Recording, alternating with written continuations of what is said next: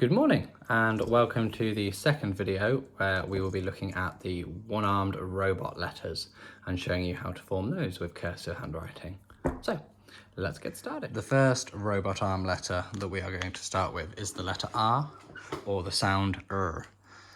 So I said yesterday that we would do this on the line, and I realised I'm doing it on a whiteboard. It doesn't show up very well if I use paper, so we're going to use an imaginary line, but when you practice, hopefully you'll be doing it on lined paper. So we're going to start on our imaginary line, and we are going to do our lead in, which flicks up, then we are going to come down, then we're going to go back up the line and over and flick. So whoosh up, off the line, down, back to the line, over and flick. Whoosh up, down, over and flick.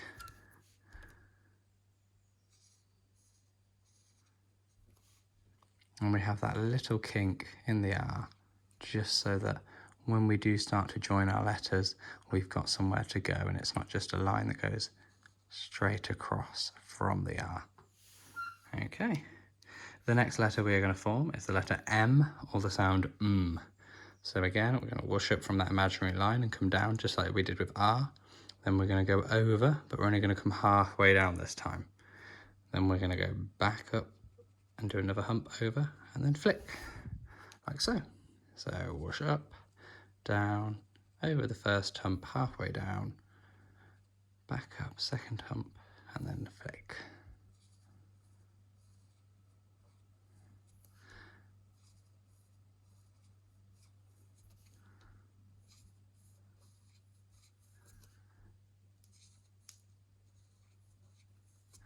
Okay, and the second one-armed robot letter we're going to practice is the letter N, or the sound N. Again, similar to the M and the R, we whoosh up and come down. Then we go back up and we go over, but this time we just go down and flick. Okay, so whoosh up, down, back up, over the hump and flick.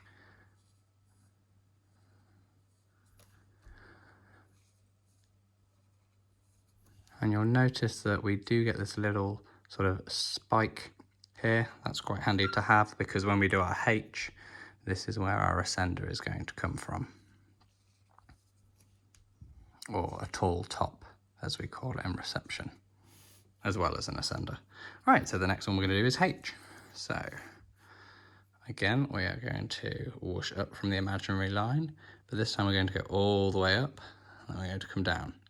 Then we're going to go halfway up our line and flick over and do the N shape. So this time we're whooshing up, we're going a lot higher, we're coming down the same stem, and we're going halfway up and doing the same shape we just did for the letter N. Up, down, halfway up, over the hump and flick. Up, down, halfway up, over the hump and flick. Okay. So, in theory, if you can write the letter N, you can write the letter H in cursive. Fantastic.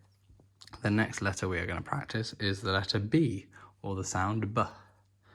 Very similar to H, we are going to whoosh up off the line. We're going to go quite high again. Then we're going to come back down. This time, when we come back down, we're going to go about a third of the way. And we're going to do a circle. And then we are going to flick away from the bottom of the circle to have our lead out, so that that's where the B can join when we start to join. So up, down, about a third of the way. Probably not about a third of the way, actually, it's probably about half.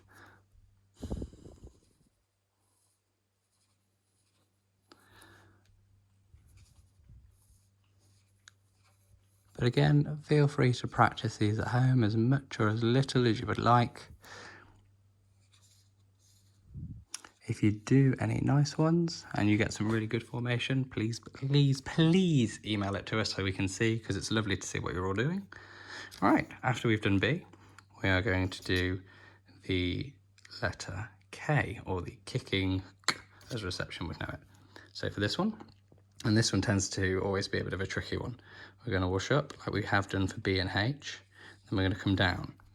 Now we're going to go further up this time, near the top, and we're going to do a circle out. So it looks a bit like we've got a P, but then from where we join, we come down and we flick away. So up, down, nearly at the top, down and flick.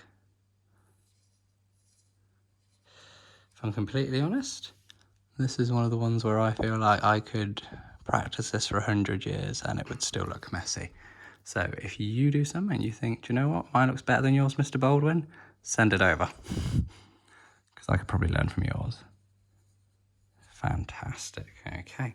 And now the last one we're going to do today for our robot arm letters is the letter P, or the P sound. So this one, whereas we've been flicking up off the line and going all the way up, we're going to have a descender in this one, not an ascender.